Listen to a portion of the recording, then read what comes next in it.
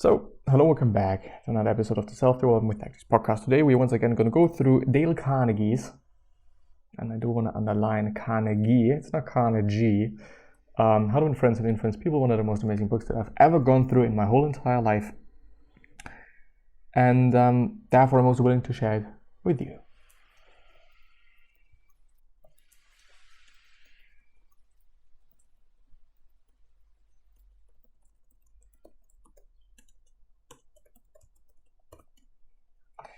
How to Influence People, one of the most amazing books there is. And we went through actually quite a bunch of things yesterday, which is amazing, which is really, really amazing. Because it is amazing. Great explanation, thanks. I'm just giving myself 15 minutes a day, at most, because today in the morning I was quite pissed off about certain things that are going on, and I, yesterday wasn't able to figure out what it was, what I've, really been bothered by, and I have seen and I have noticed and I have figured out essentially what it is, and it's been the quantity and quality output in my life in general, in various different ways at this point of time. What I mean is, I do need way too much time for a product that is actually relatively bad for the standards that I have set myself, and I set myself, or have set myself then. This is what we went through, and so I decided, well, let's just be more productive. Let's just get more done. At least just doing this, at least just being more efficient, being faster, being better. If I can't,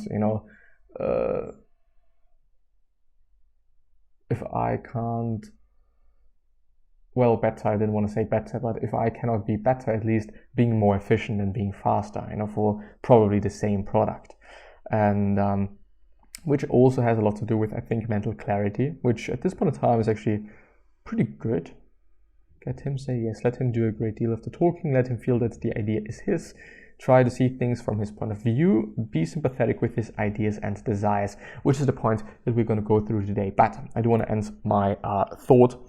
If there's something that are bothering you, some things that are bothering you, or something that is bothering you, then do something about that. I know it is really bad advice in general, just do something about that. You could just change something. But still, in the end, we have response ability. We have the ability to respond to certain things that are going on in our life, and therefore we also should. Period. That's what it is. And I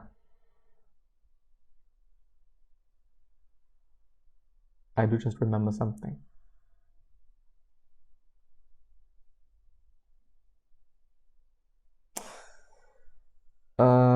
No, I can't. Since I'm live, I can't do this right now. So do something about the things that are bothering you, or at least try to figure out what it exactly is that is bothering you and or pissing you off indeed, and then do something about that. If it is the way your life is structured in general, as it actually was for me, or still is for me, I have to take the actions and then say, okay, I've done it. Me just talking about it doesn't make anything better. So, as I said, I'm gonna give myself a few less minutes, and I'm gonna be a bit more strict with timing today, and probably for this week as well, and also try to kind of 80-20 analysis and all of these things. But I still do understand why I've gotten into this place to some degree. But anyway, be sympathetic with his ideas and also desires. Carnegie says that people ache for understanding and sympathy. Instead of giving them the battle they expect, he suggests one sentence that will put to rest any argument. I don't blame you for feeling the way you feel. If I were you, I would feel the exact same way. And this is definitely so simple yet so genius. I do just remember something. Actually, something pretty crucial.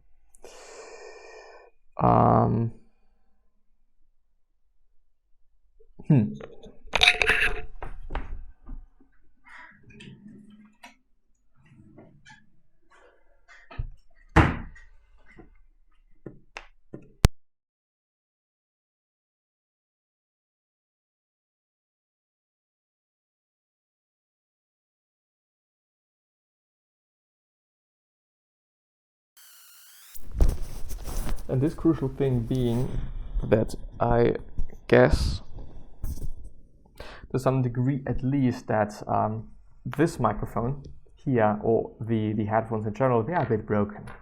And so I do want to be safe, since I do very rarely listen to the quality after I've recorded, because of time reasons, and just also because I do not want to do so. But anyway, it is a very great phrase indeed. Principle 9, be sympathetic with his ideas, and this is something I already went through. Appeal to the nobler motives. Dale Carnegie says that when you appeal to nobler motives, you will make people want to rise up to the noble trait that you bestow upon them. That when you appeal to nobler motives, you will make people want to rise up to the noble. This is one of the rules that I kind of remember was amazing, but this one sentence does not give me that much, to be honest. Dramatize your ideas. Dramatizing your idea basically means having good marketing for your product. Simply stating the truth is not enough. You have to make it appealing. Yes, it really is the case. It's all about stories, kind of, and we like to tell stories, and it's always been a thing. You know, humans have always told stories in the past and probably are always going to do so, but probably in different ways. You know, it's probably not going to happen in like the ways that we know, but yeah. Throw down a challenge. When nothing else works, Carnegie recommends you make it a challenge so that people want to win as if it were a game.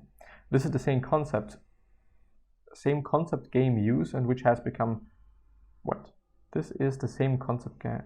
Okay, I see. Never mind. Has become famous today as gamification. Put a score on a game, and people will work hard to increase that number. Yes, indeed. And I would kind of actually also underline number. I did just kind of remember like courses and university and the way they grade things. And at this point of time, they're grading things in numbers. So from 1 to 5. And I would say, you know, not in terms of points, you know, not the grade being 1 or something, you know, which is pretty common, at least in Austria. But they're grading things in that way. And I guess it makes it more likely for me to be like, okay, I do want to get more points the next time. Anyway. Begin with praise and honest appreciation. Dale Carnegie says that if you must criticize someone, first find something good they have done and begin with that. The author also highlights the danger of the word debat, which negates anything you previously said. So don't say, poor communicator, you did great, but... indeed something that I remember, but something that I kind of neglect to act on some sort of, because I also tend to forget about it. But say, influencer, you did great and you can do even better if... I see. Carnegie also gets into the sandwich feedback technique, but it is so popular today that you better stay away from it. Everyone knows the praise is setting the stage for the critique, and they won't even believe it. Check out Daring Greatly for a great feedback example. Instead, Control F and write feedback. I see, or Command F, by the way, if you are on the Mac. Principle 2, call attention to people's mistakes indirectly. Same as for criticizing, directly pointing out people's mistakes is a surefire way to put them on the defensive. Yes, it really is, you know, nobody likes that. And you don't like that either, so why doing it to other people? Why doing it, to other people, period. Telling someone you have done a mistake is like telling people you are wrong, and it hurts the most when done publicly. And especially also in front of other people. As praising somebody in front of other people is kind of the best thing you can do in terms of praising, or the highest thing you can do in terms of praising. I guess actually calling out certain things in front of other people is the most negative fucking thing that you can do when it comes to criticizing people. Simon Sinek says in Leaders Eat Last that the task of a leader is to defend his team, and well, sometimes you also need to defend their ego. Yeah, of course, you know, since it is a part of how willing they are to work, I'd say.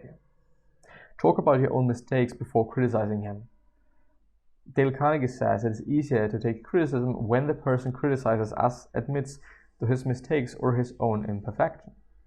When we can share the blame hurts less, and when we make ourselves imperfect, we are more likely to be accepted.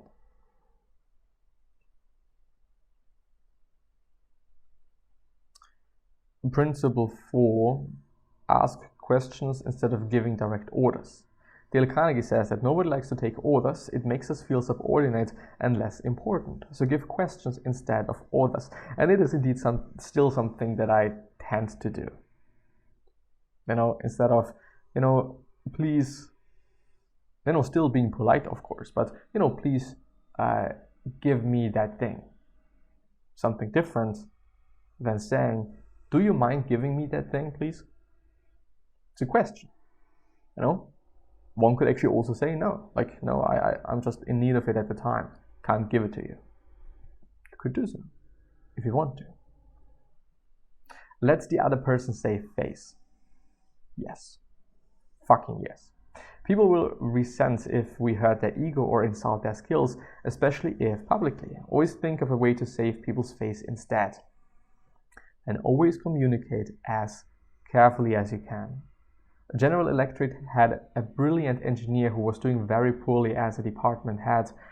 Demoting was likely going to be very costly to his ego. So the company instead gave him a big title and moved him somewhere else in a way that if felt he was being promoted. But I don't know. I mean, I do understand the whole thing. I do understand saving people's face. I really, really clearly do. But for me, there is a point where you just have to be honest and where you just have to say what's going on, essentially. You can't kind of have this honey empire, as some people might know this phrase. Or is it honey coating, sugar coating, something like that?